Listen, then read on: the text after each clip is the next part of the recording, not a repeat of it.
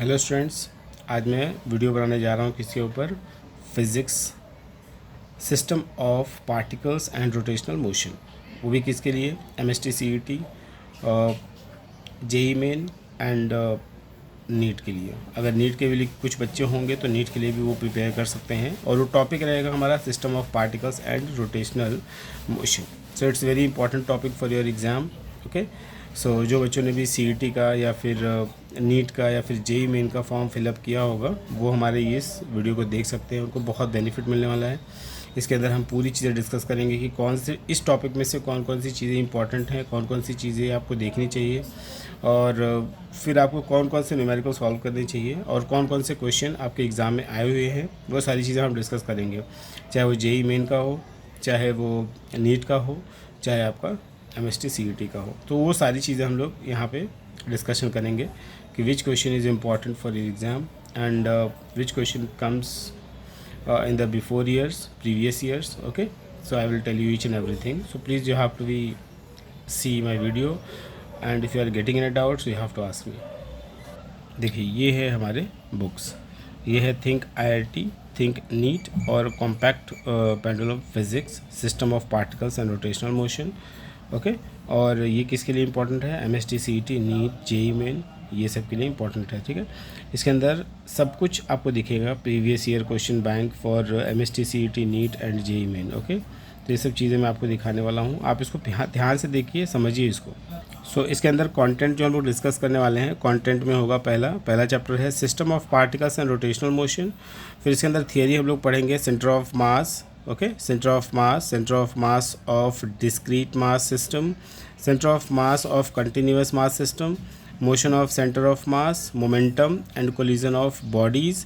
ये टॉपिक हम लोग पढ़ेंगे सेंटर ऑफ मास में। एंड देन रोटेशनल मोशन आएगा, तो रोटेशनल मोशन में हम पढ़ेंगे rigid body, types of motion of rigid body, moment of inertia, moment of inertia of rigid bodies, और theories of moment of inertia of some regular bodies, torque पढ़ेंगे। फिर यहाँ पे body is in equilibrium, rotation about a fixed axis, angular momentum जिसको बोलते हैं moment of linear momentum. Okay, direction of angular momentum due to linear motion, angular impulse, conservation of angular momentum, work and power in rotational motion, rolling, pure rolling motion on an inclined plane and instantaneous axis of rotation. ये सारी की सारी चीज़ें हम लोग topics में cover करने वाले हैं। और इसमें आपको ध्यान रखना है कि इस टॉपिक का नाम होगा system of particles and rotational motion. ये थियरी हम पढ़ेंगे, and then rotational motion also will discuss in this. And अब इसके अंदर हम लोग देखो क्या क्या देखेंगे, एक्सरसाइज जैसे एक्सरसाइज 1, 2, 3, 4 रहेगा। जो एक्सरसाइज 1 रहेगा वो सीईटी लेवल के लिए रहेगा, जो एक्सरसाइज 2 रहेगा वो नीट लेवल के लिए रहेगा, जो एक्सरसाइज 3 रहेगा वो जेई मेन लेवल के लिए रहेगा, एंड एक्सरसाइज 4 वो आपके लिए रहेगा, you have to be do it. And MST CET, NEET और जेई मेन के लिए आपको लास्ट में दिया रहेगा। और फिर आपको मैं एक आंसर की भी दे दूंगा, जिससे आप अगर क्वेश्चन सॉल्व करेंगे तो you will feel it, yes सही हो रहा है कि नहीं हो रहा है। Clear? Now system of particles and rotational motion. यहाँ पे सेंटर ऑफ मास दिया है। सेंटर ऑफ मास का मतलब होता है, आपको पता ही है, सेंटर ऑफ मास का मतलब होता है कि अगर किसी भी, प्लीज़ ध्यान रखिए यहाँ पे कि when the system moves under some external forces then this point moves as if the entire mass of the system is assumed to be concentrated at this point, and also the external force is applied at this point of translational motion, and this point is called what? Center of mass of the system. ठीक है, this is the center of the mass. okay, and center of mass of the discrete mass system में आपको पढ़ना पड़ेगा center of mass of a system of n discrete particles, n please ध्यान रखना है यहाँ पे।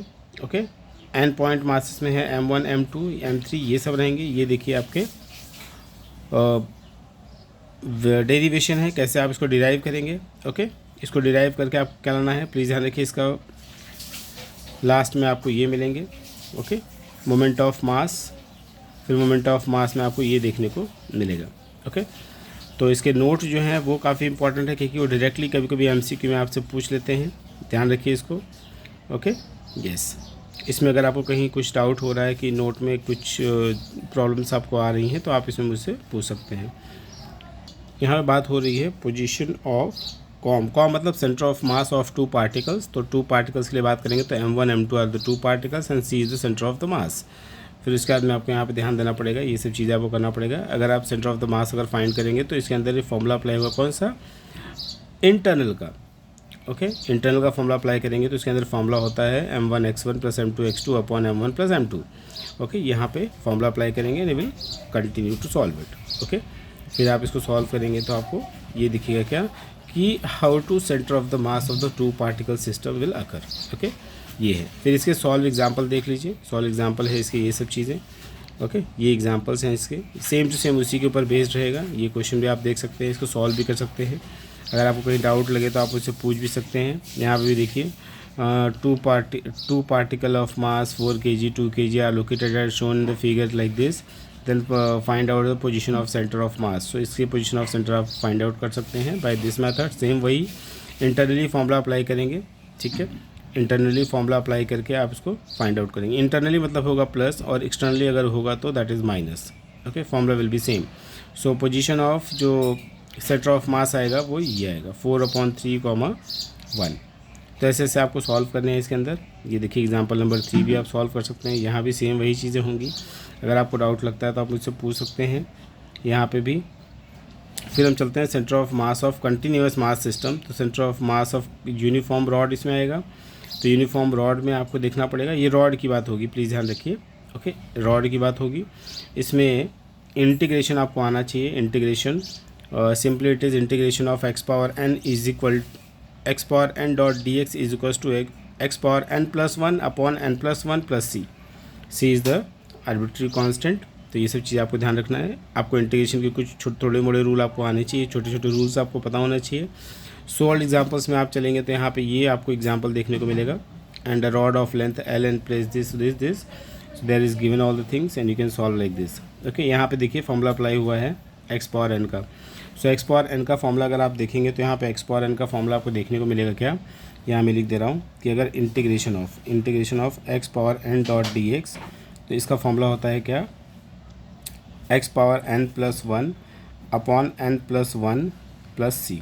ठीक है, यही फॉर्मूला यहाँ पे अप्लाई किया है। अगर x पावर 2 है तो इसका फॉर्मूला क्या हो जाएगा, x पावर 3/3, सेम इसी फॉर्मूले के ऊपर। ये इंटीग्रेशन का फॉर्मूला है। ओके, एक तो मैंने पढ़ा centre of the mass of a uniform rod, अब यहाँ पढ़ेंगे centre of mass of a semi circular ring. तो सेमी सर्कुलर मतलब क्या होगा, हाफ ऑफ द सर्कल। तो ये देखिए सेमी सर्कुलर के लिए फॉर्मूला अप्लाई हुआ कौन सा, dm = m upon πr into r into theta D theta. Okay, D theta मतलब छोटा सा एंगल, थोड़ा एंगल। ओके, और यहाँ भी आप देखेंगे तो आपको क्या मिलेगा, ym = 2r अपॉन पाई। यहाँ भी इंटीग्रेशन होगा, प्लीज़ आपको ध्यान रखना है किसके रिस्पेक्ट में, डी थीटा के। और साइन थीटा का फॉर्मूला क्या होता है, साइन थीटा का होता है क्या, अगर आप इंटीग्रेशन करेंगे तो यहाँ पे इंटीग्रेशन आपको फॉर्मूलाज याद रखने पड़ेंगे। साइन थीटा का होगा minus cos theta, so you have to be do it. Okay, इसके अंदर देखेंगे तो आपको दिखाई देगा। फिर आएगा semi centre of the mass of the semi circular disc. वहाँ पे यहाँ पे क्या था, सेमी सर्कल था, यहाँ पे क्या है, सेमी सर्कुलर डिस्क है। So please you have to be find out and in this also same thing you have to do. यहाँ पे इसकी वैल्यू आ जाएगी 4r/3π। ओके, नेक्स्ट आपका आएगा क्या, centre of mass of some common system के लिए आपके ये फॉर्मूलाज आएंगे। यहाँ पे आप देख सकते हैं सब। Basically you have to be revise it this thing. Okay, छोटी छोटी इन्फॉर्मेशन आपको इसके अंदर फॉर्म पता होना चाहिए ताकि आपके ईजिली क्वेश्चंस आपके आ जाएं। ओके, फिर उसके बाद में अगर यहाँ पे जाएंगे तो आप सॉल्व एग्जांपल देखेंगे यहाँ पे। ठीक है, ये सॉल्व एग्जांपल आपको सॉल्व करने हैं। अगर आपको डाउट लगता है तो मुझसे पूछिए आप। एग्जांपल नंबर 6 में भी ये सेम चीज़ है। First find the position of the centre of the mass means COM of both of the semi circular plate and rectangular plate separately. This all are very important in this, you have to see that. और फिर है motion of centre of mass. तो इसके अंदर velocity of centre of mass of a system देखना पड़ेगा। तो इसके अंदर some of observation upon number of observation with multiply with that. तो आपको पता है dr/dt इज इक्वल्स टू क्या होता है, v, है ना, v, क्योंकि velocity is equals to distance upon time, तो वही डिस्प्लेसमेंट अपॉन टाइम। तो velocity is equals to displacement upon time होगा।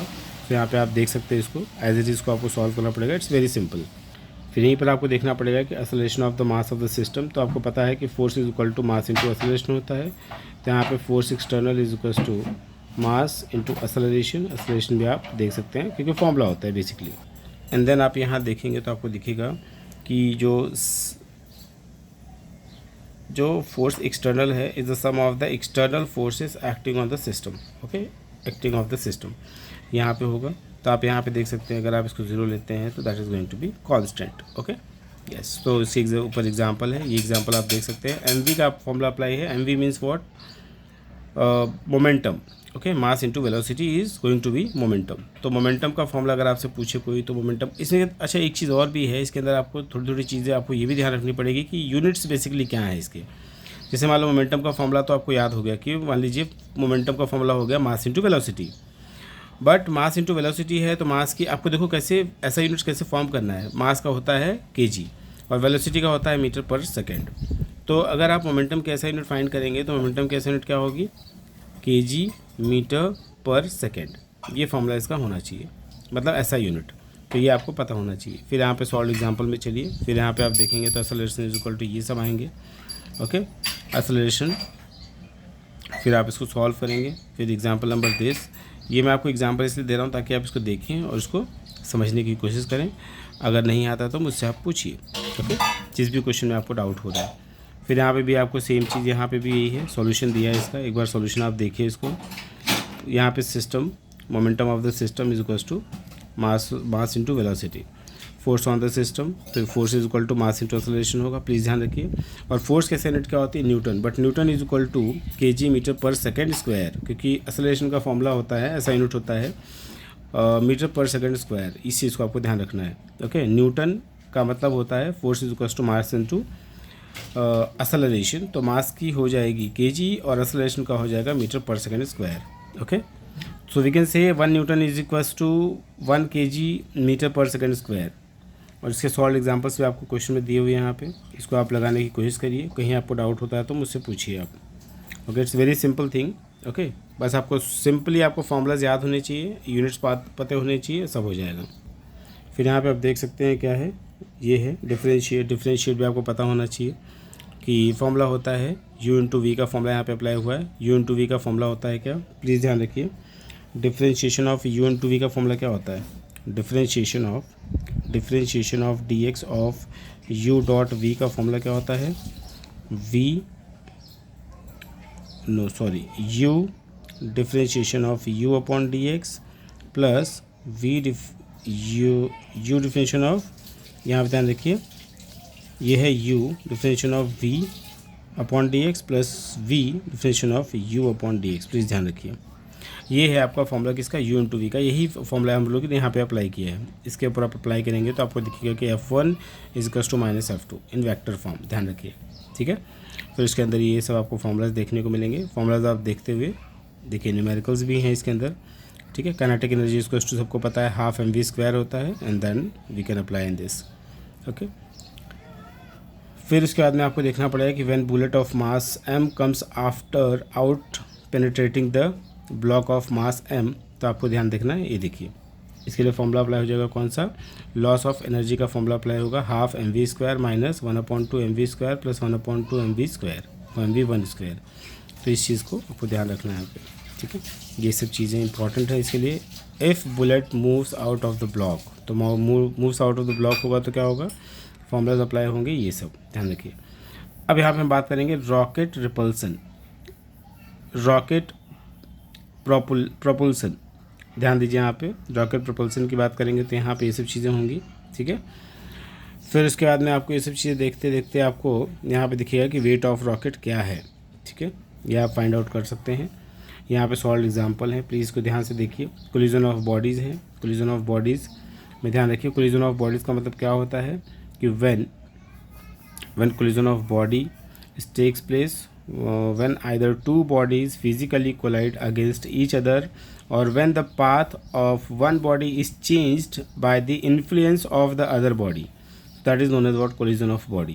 Okay, and collision of body having lots of types, but you have to see head on collision.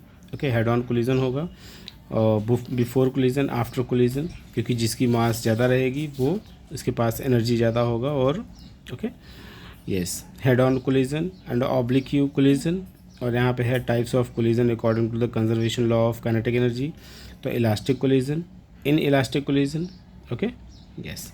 इसके अंदर ध्यान रखना है कि जो इलास्टिक कोलिजन होगा इसके अंदर होगा kinetic energy before collision is equal to kinetic energy after collision, okay. And in elastic collision में होगा, हमेशा याद रखिए, kinetic energy before collision is greater than kinetic energy after collision. उसके अंदर आपको दिखेगा perfect in elastic collision. Perfect in elastic collision में two bodies stick together after the collision, okay, stick हो जाएंगे, okay. And momentum remains conserved in all types of the collision and coefficient of restitution, please ध्यान रखिए, ये सब चीज़ें हैं इसके अंदर, ये चीज़ आपको ध्यान रखना पड़ेगा। हेड ऑन इलास्टिक कोलिजन में जाएंगे तो आपको ये सब चीज़ें देखने को मिलेंगे, ओके। और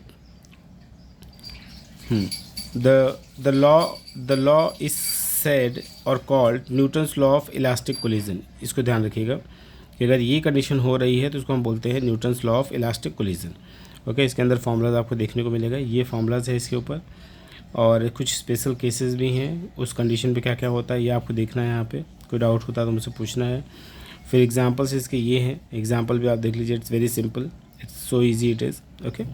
और पूरे के पूरे आपके न्यूमेरिकल्स आपके फॉर्मूलाज के ऊपर डिपेंडेंट हैं। फॉर्मूलाज आपको अच्छे से करना है, देखना है, समझना है। Head on in elastic collision of two particles, तो इन इलास्टिक कोलिजन में ये कंडीशन होगी। Perfect in elastic collision, same to same यहाँ भी इलास्टिक में भी यही है और इन इलास्टिक में भी यही होगा, प्लीज़ ध्यान रखिए, ठीक है। इसमें loss of kinetic energy during collision, okay, ये सब चीज़ें आपको देखने को मिलेगा। एंड सॉल्व एग्जाम्पल में ये क्वेश्चन, ये आपको ध्यान देना पड़ेगा कि एच की वैल्यू फाइंड आउट करने के लिए v²/2g, ओके, ये आपको रखना पड़ेगा। जी मतलब आपको मालूम ही है, एक्सेलरेशन ड्यू टू ग्रेविटी, उसकी वैल्यू फिक्स होती है 9.8 मीटर पर सेकंड स्क्वायर, ओके, ये आपको ध्यान रखना है, ओके यस। हमारा नया टॉपिक यहाँ से स्टार्ट हो रहा है, that is rotational motion. Please ध्यान रखिए कि इसमें क्या होगा, रिजिड बॉडी। रिजिड बॉडी का मतलब होता है कि a system of particles in which distance between each pair of particles remains constant, okay, with respect to time. So this is known as rigid body, okay. Rigid body के अंदर ये सब चीज़ें आपको देखने को मिलेंगी, ठीक है। और रिजिड बॉडी में आपको कुछ नोट्स भी इसके अंदर देखने को मिलेंगे, वो आपको ध्यान से पढ़ना है इसमें, और पढ़ करके आपको समझना है इसमें। अगर आपको कहीं कुछ लगता है कि येस ये इंपॉर्टेंट है बट नॉट गेटिंग क्लियर, तो आप मुझसे पूछ भी सकते हैं। अब यहाँ हम बात करेंगे types of motion of rigid body. तो इसके होंगे pure translational motion, pure rotational motion और combined translational and rotational motion. ये तीन टाइप इसको आपको देखने को मिलेंगे। तो पहले हम बात करेंगे प्योर ट्रांसलेशनल मोशन। इसमें इसका मतलब ये होता है कि if the displacement of each particle of the system is same during any time interval, okay, so that is known as what. फिर यहाँ आपको ध्यान देना पड़ेगा कि ये हो गए हमारे यहाँ पे प्योर ट्रांसलेशनल मोशन, मैंने बता दिया आपको। और प्योर ट्रांसलेशनल मोशन में आपको ये चीज़ देखने को मिलेगा, ओके। इसमें क्या देखने को मिलेगा कि अगर आपने ऐड कर दिया कि momentum is equals to mass into velocity. So अगर काइनेटिक एनर्जी ऑफ बॉडी की बात करेंगे तो हाफ m1 v1 का square plus half m2 v2 का स्क्वायर, इसमें जितने भी बॉडीज़ आते रहेंगे वो सब ऐड ऑन होते रहेंगे और फाइनली इसका आंसर मिलेगा half mv square. Clear. Pure rotational motion का मतलब होता है क्या कि pure rotational motion means what, कि there will be a axis of rotation, there will be what, axis of rotation. Please यहाँ पे ध्यान रखना है कि यहाँ पे एक्सिस ऑफ रोटेशन होने का बहुत ज़रूरत है इसके अंदर। और यहाँ पे आपको ध्यान रखना है कि every point of the body moves in a circle whose center lies on the axis of rotation and every point moves through the same angle during the particle time interval. Such a motion is called pure rotation, right? Yes. अब इसके अंदर आप देखेंगे कि आपको यहाँ पे axis of rotation आपको दिख रहा है यहाँ पे, जैसे अर्थ के पास भी आपको देखने को मिल रहा होगा, ओके। और ये सब चीज़ें आपको देखने को मिलेगा, ठीक है। एंड फिर ओमेगा इसके अंदर है, ओमेगा को हम बोलते हैं एंगुलर स्पीड ऑफ बॉडी, ध्यान रखिएगा। And combined translational and rotational motion में क्या होता है, इट मीन्स व्हाट, कि in combined translational and rotational motion if all point in the body rotates about an axis of rotation and the axis of rotation moves with respect to the ground, and any general motion of a rigid body can be viewed as a combined translational and rotational motion. और सबसे इसमें important topic आपका आता है moment of inertia, that is very important thing, moment of inertia, okay. So what is the moment of inertia? So please listen carefully. Moment of inertia means what? Is a property of an object that is related to its mass distribution. ये simply काम क्या करेगा? Mass of distribution का काम करेगा. End moment of inertia को हम लोग डिनोट करते हैं कैपिटल आई से. And is an important quantity. Okay, इसका मतलब होता है कि study of system of particles that are rotating. And the role of moment of inertia in the study of rotational motion is analogous to that of mass in the study of linear motion.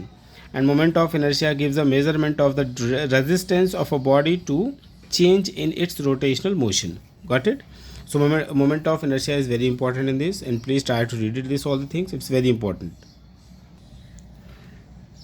Okay, so ये moment of inertia depends किसके ऊपर करेगा, ध्यान रखिए. Density of material of body, shape and size of body और axis of rotation. इन 3 चीज़ों के ऊपर डिपेंड करेगा मोमेंट ऑफ इनर्शिया. ओके, फिर से सुन लीजिए. Density of material of body, shape and size of body, axis of rotation. And please ध्यान रखिए कि moment of inertia does not change if the mass is shifted parallel to the axis of rotation और is rotated with a constant radius about axis of rotation. Okay, अगर moment of inertia of a single particles की बात करेंगे तो यहाँ पे क्या होगा? I is equal to M R square. Please ध्यान रखिए, फॉर्मूला इंपॉर्टेंट है. I is equal to M R square.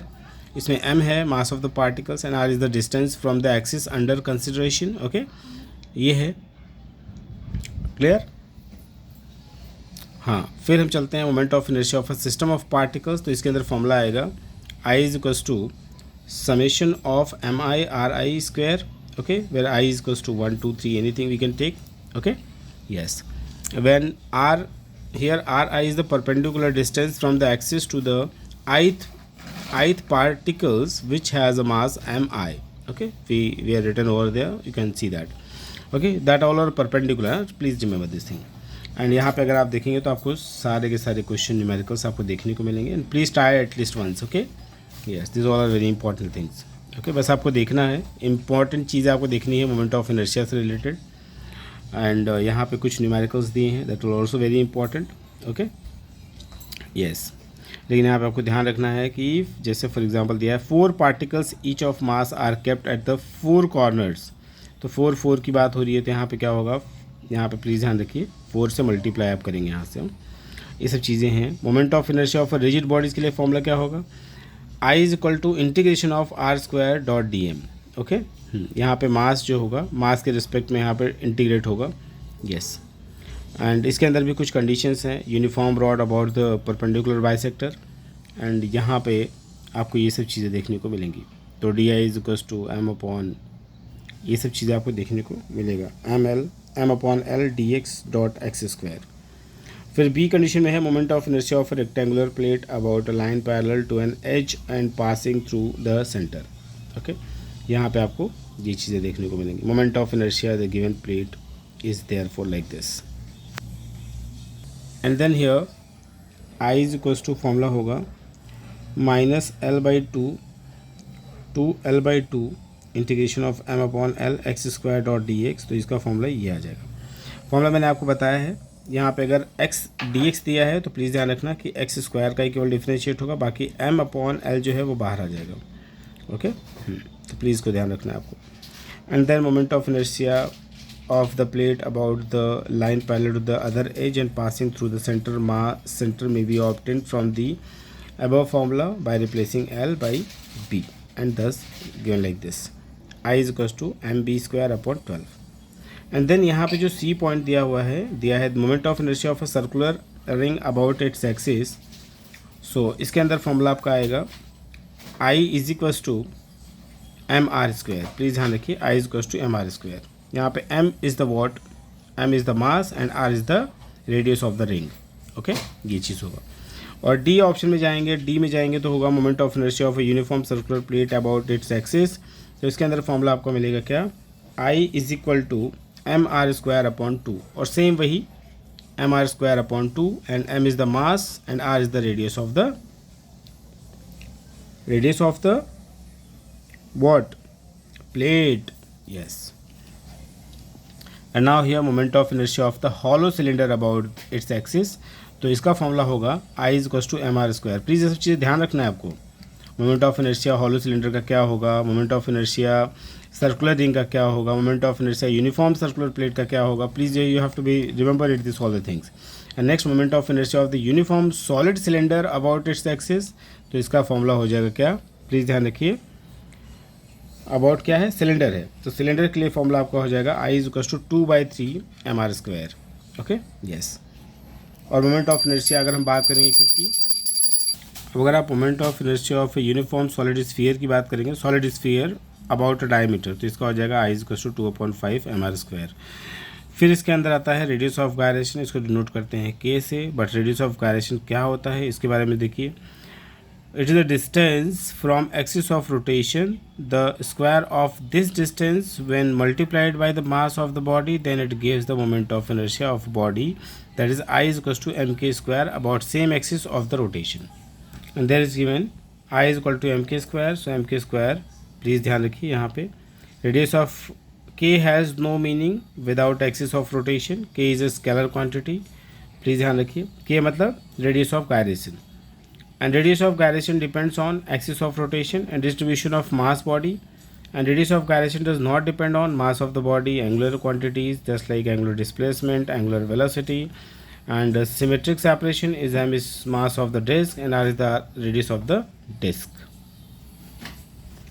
And in this next, that is, please ध्यान रखिए सब, symmetric attachment, इसके अंदर क्या होगा, that is k dash is equals to under root 2i upon 2m is equals to k, that is, ये इसके equal होगा, ध्यान रखिए। Unsymmetrical rotation, unsymmetrical separation like this, unsymmetrical attachment ये होगा, प्लीज़ ध्यान रखिए।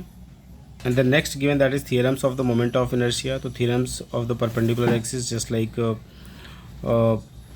applicable for only for 2-dimensional bodies और plane laminas, तो इसमें ध्यान रखिए ये सब चीज़ें हैं। I z equals to ix plus I Y, ठीक है। आई एक्स क्या है, moment of inertia of the body about X axis, Y का वाई एक्सिस, जेड का Z axis, okay.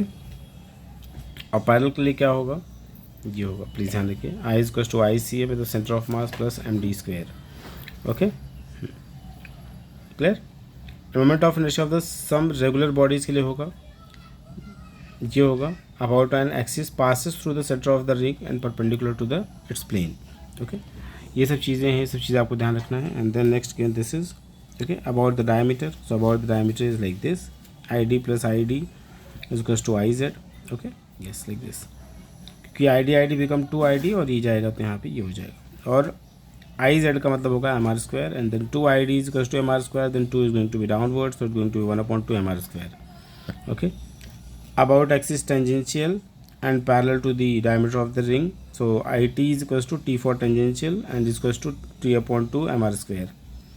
And about the tangent parallel to the axis passes through the center of the ring and perpendicular to the plane, so we can write like this, mr square going to be 2 mr square, so I dash T is equals to 2 mr square, okay, yes. Now solved example there is given, so please listen carefully. So this solved example are very important in this and you have to see that, okay.